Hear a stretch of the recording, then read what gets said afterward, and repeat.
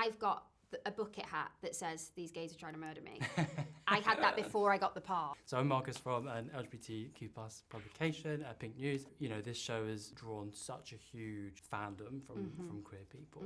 In your eyes, why do you think the community specifically is drawn to the White Lotus? Well, I just think that the community just knows what's good. Like, I feel like this community decides, like, you have to have that, really. Like, it's just the taste level. It's a taste level thing. So I think that that's what it is. It's, and I just think that Jennifer Coolidge, to be honest, I think Tanya and just that character is so iconic. I mean, I've got a bucket hat that says, "These gays are trying to murder me."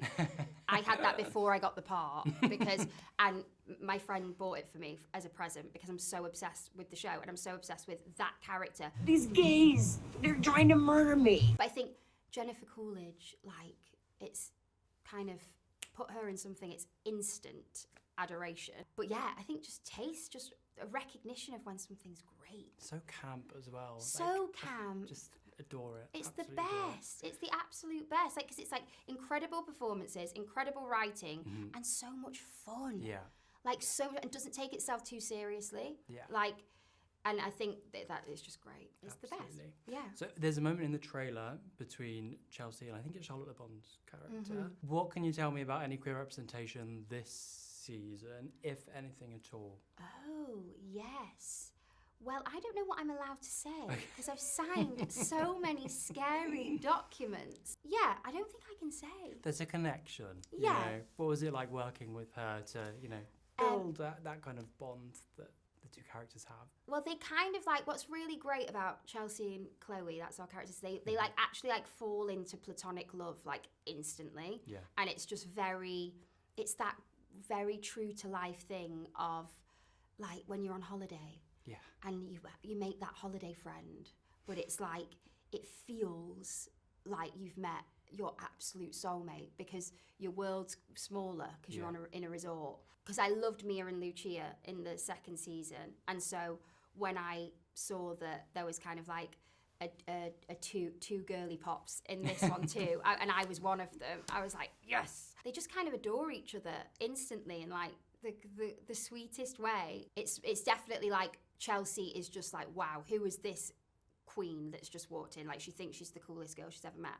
She becomes the friend that, you know, like, you're going to go home and you live at different ends of the country and you're going to pretend that you're going to stay best friends Exactly, forever.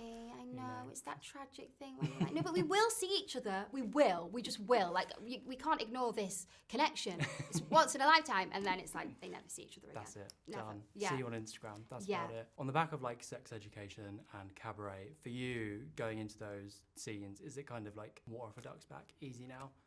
Do you know what? I'm only like just processing fully all of those scenes that I did in like season 1 and kind of sex ed and going, how did I do that? How did I do that? Like, I think there was something of like, maybe like, I don't know, I just kind of, I feel like I've gotten maybe a bit more fearful somehow. But there's intimacy coordinators and everything like that. And also Mike was very much like, like, I was more nervous about bikinis, like, than sex scenes. Like, I was more nervous about, like, just being around the pool in a bikini. Because, like, I feel like that's when you're thinking more about how you look. Whereas in a scene, like an intimate scene, it's about the intimacy. Whereas when you're, like, just walking to the pool. So that was the bit that I struggled with the most. Definitely. But then you just kind of have to forget that. You just have to let it go.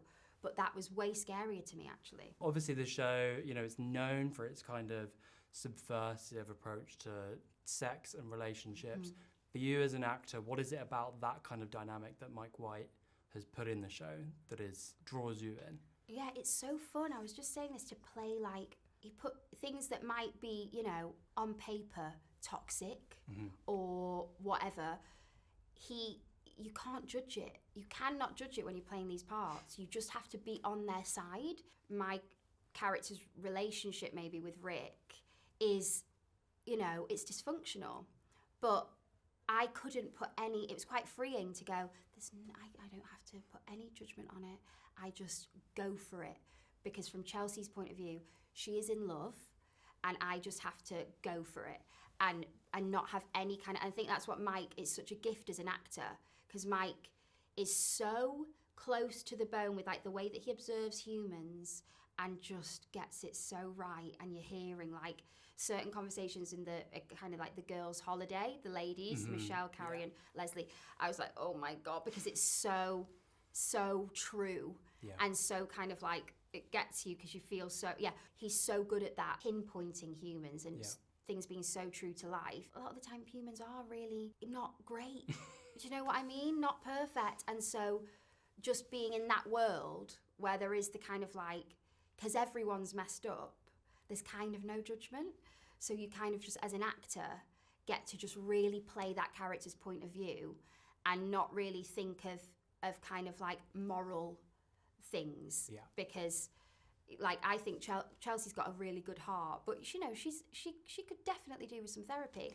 But it's so fun playing like a version of me that maybe never went to therapy.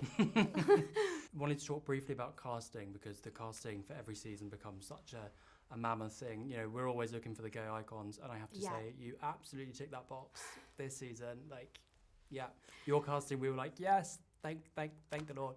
Are there any other, you know, queer stars or gay icons that you think need to check into the White Lotus at some point? I mean, there's just so much potential, isn't there? Like, there is so much potential. Like, because also even cameo parts. Like, you could really have fun with like someone that maybe only comes in for one episode. I mean, the fact that Parker Posey's in this season, I mean, when I saw that, I was like, she's so iconic. Like, but I think that, I kind of hope, like my friends were all like, I feel like you're going to be the, like, and I was like, I hope so. Absolutely, no, 100%. And also Parker, like you say, it's like the character it just goes into places you don't expect. It's so great. Thank you so much. We need you on Drag Race UK. I just needed to put that out there. Oh my God, can I tell you something? It's lovely to meet you. Yes. So that was so like, there's only a few things in my life that I wanted to do: White Lotus, and be a judge on Drag Race, and Cabaret. Right? I got Cabaret, and that meant I missed I got offered to do UK Drag Race, and I missed it because I was rehearsing for Cabaret. Don't do this to me. So I need to get my opportunity again. It will come around. I have to get it again. After this, you're in the bag, like 100%.